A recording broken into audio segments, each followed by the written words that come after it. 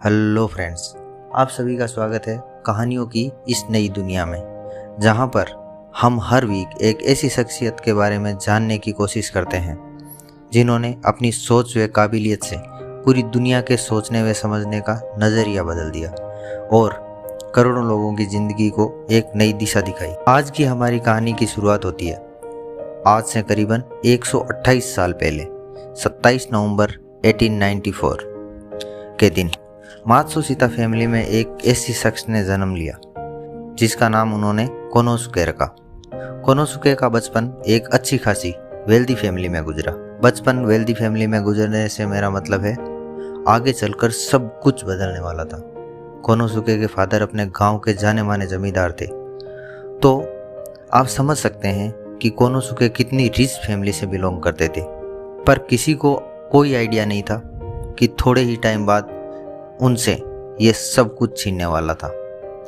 Konosuke की उम्र महज 5 साल ही थी जब एक दिन अचानक एक ही झटके में सब कुछ बदल गया। कोनोसुके के पिता के एक गलत फैसले ने उनसे सब कुछ छीन लिया और फिर सिचुएशन बद से बदतर होने लगी। एक टाइम ऐसा आ गया था कि उन्हें अपना सब कुछ बेचकर दूसरी जगह तक शिफ्ट होना पड़ा, पर हालात वहाँ भी सुधरने का नाम नहीं ले रहे थे। उनके पास अब अपनी बेसिक नीड पूरी करने जितने भी पैसे नहीं थे और हालात इस कदर खराब हो गए कि कोनोसुके को महज 9 साल की एज में अपनी पढ़ाई छोड़कर पैसे कमाने के लिए काम करने तक की नौबत आ गई थी। कोनोसुके अपनी फैमिली की फाइनेंशियल हेल्प करने के लिए छोटे मोटे काम करने लगा। थोड़े टाइम बाद कोनोसुके को एक शॉप पे जॉब मिल गई जहां बेसिकली उसका काम हुआ करता था सुबह अपने मालिक से पहले उठकर दुकान की सफाई करके शॉप ओपन करना और उसके बाद घर का काम करने। अगर उसके बाद भी अगर थोड़ा बहुत टाइम मिल जाए तो मालिक के बच्चों को संभालना, यह उसका डेली रूटीन था। मतलब आप सोच सकते हैं कि एक महज 9 साल का बच्चा जिसकी खुद की खेलने कूदने की उम्र है, वो दूसरों के घर और बच्चों को संभाल रहा है। इतना हार्ड वर्क करने के बाद भी एक दिन कोनोसुके को जॉब से ये एक्सक्यूज़ देकर निकाल दिया गया कि शॉप पर इतनी प्रॉफिट नहीं हो रही है कि हम आपकी सैलरी दे पाएं। अब एक बार फिर कोनोसुके जॉबलेस हो गया एंड वो फिर से एक नई जॉब की तलाश में निकल गया। कुछ टाइम बाद कोनोसुके को ओसाका इलेक्ट्रिक कंपनी में एज ए वर्कर जॉब मिल गई। इस कंपनी से अब कोनोसुके की लाइफ एक नया टर्न लेने वाली थी। वन थिंग जो यहाँ पर आपको जानना बहुत ज़रूरी है, जैसा कि मैंने आपको पहले बताया था कि कोनोसुके को महज 9 साल की उम्र में अपनी स्टडी छोड़नी पड़ी, बट बुक्स में उसका इंटरेस्ट आज भी उतना ही था। वो अपना सारा फ्री टाइम बुक रीडिंग में लगाता था। कोनोसुके इस कंपनी में बहुत मन लगाकर काम करने लगा एंड यहाँ पर आने के बाद उसकी इलेक्ट्रॉनिक में क्यूरियोसिटी कुछ ज़्यादा ही बढ़ गई। वो हर चीज़ को बनते हुए बड़े ध्यान से ऑब्जर्व करता था एंड जब वो जॉब से फ्री होता तो रात भर इलेक्ट्रॉनिक्स से रिलेटेड बुक्स पढ़ता रहता।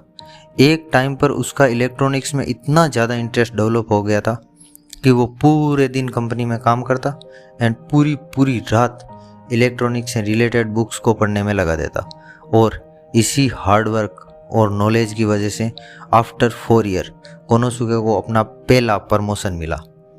उसके बाद कोनोसुके को एक के बाद एक प्रमोशन मिलते गए एंड 22 ईयर्स की एज तक वह उस कंपनी में इलेक्ट्रिक इंस्पेक्टर बन गया था, जो उस समय के अकॉर्डिंग बहुत हाई पोस्ट थी एंड ऑब्वियसली सैलरी भी बहुत अच्छी होगी। इसी बीच कोनोसुके और मुमेनो की मुलाकात हुई। कुछ टाइम साथ रहने के बाद दोनों को एक दूसरे से प्यार हो गया एंड दोनों ने शादी करने का डिसीजन लिया। शादी के बाद कोनोसुके की रिस्पॉन्सिबिलिटीज और ज़्यादा बढ़ गई, जिसको कोनोसुके ने बहुत अच्छे से हैंडल किया। बट यहाँ से कोनोसुके की लाइफ में एक और बड़ा टर्न आने वाला था। कोनोसुके ने जितना नॉलेज और एक्सपीरियंस अचीव किया था, उसकी हेल्प से कोनोसुके ने एक नया इलेक्ट्रिक सॉकेट तैयार किया एंड कोनोसुके ने जब ये सॉकेट अपने बॉस को दिखाया तो उन्होंने इसे ये कहते हुए रिजेक्ट कर दिया कि ये मार्केट में नहीं चलेगा।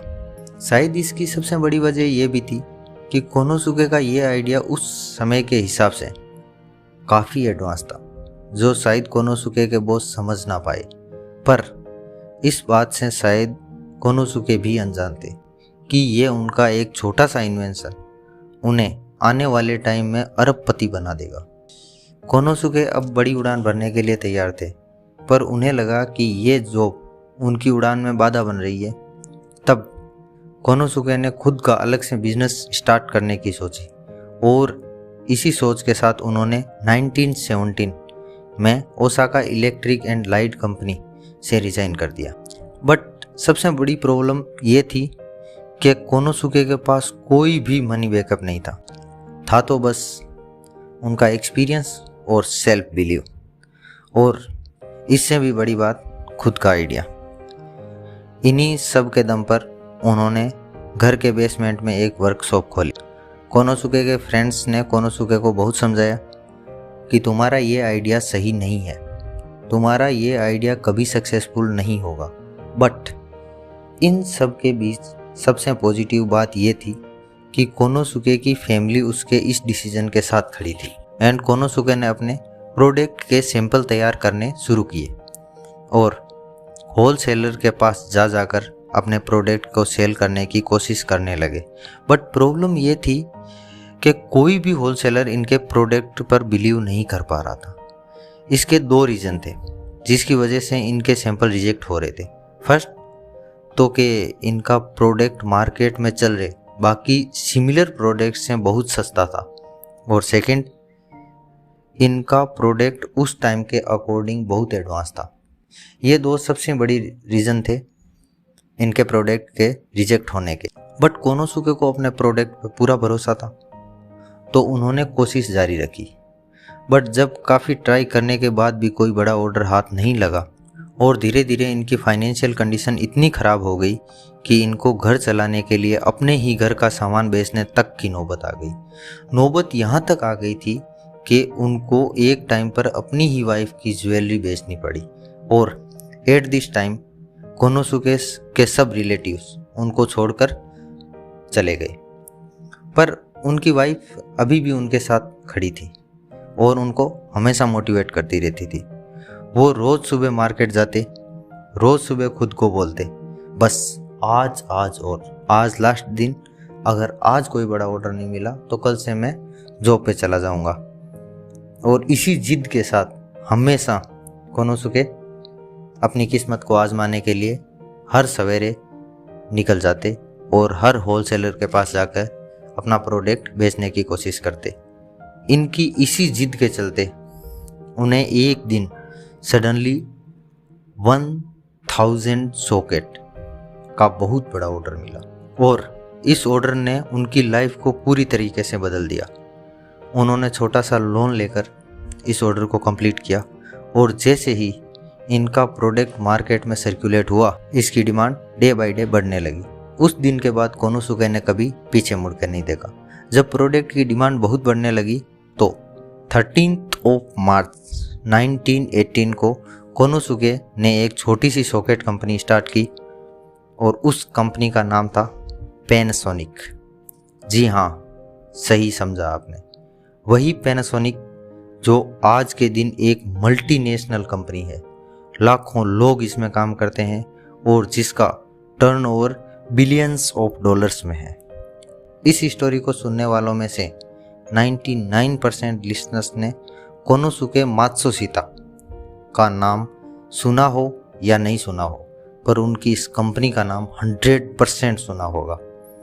हमारे बड़े बुजुर्ग बोलते हैं ना कि मेहनत इतनी खामोशी से करो कि सफलता शोर मचाए, और पैनासोनिक उसी सफलता का नाम है। कोनोसुके मात्सुशिता ने दुनिया को बताया कि अगर आपको खुद पर अटूट विश्वास है तो दुनिया की कोई ताकत आपको सफल बनने से नहीं रोक सकती। और इस महान शख्सियत ने 94 ईयर्स की एज में 1989 को हमेशा के लिए इस दुनिया को अलविदा कह दिया। हमारी आज की कहानी यहीं पे समाप्त होती है।